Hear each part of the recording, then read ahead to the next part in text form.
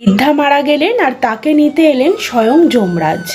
বৃদ্ধা যমরাজকে জিজ্ঞেস করলেন, আপনি আমাকে স্বর্গে নিয়ে যাবেন নাকি নরকে? যমরাজ জানালো, স্বর্গেও না নরকেও না, আপনি এত ভালো কাজ করেছেন যে আপনাকে নিয়ে সরাসরি যাব ঈশ্বরের ধামে।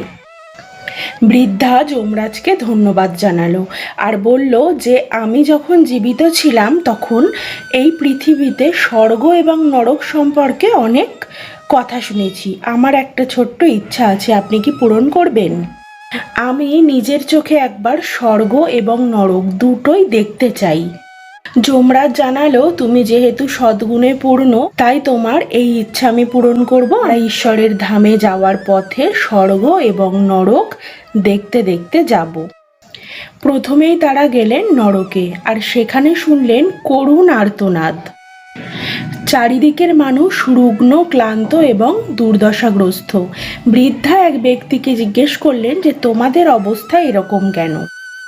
লোকটি জানালো, এখানে আসার পর আমরা একদিনও পেট ভরে খেতে পাইনি, ক্ষুধায় আমাদের আত্মা ছটফট করছে।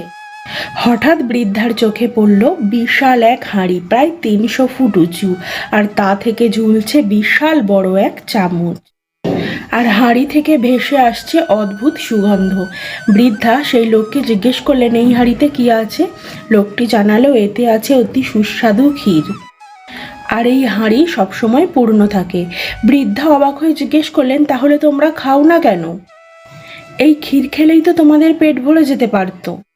লোকটি বলল, এই হাঁড়ি এত উঁচু আমরা এর নাগাল পাই না।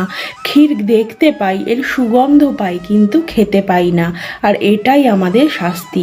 তার কথা শুনে বৃদ্ধার মন ভারাক্রান্ত হয়ে উঠল।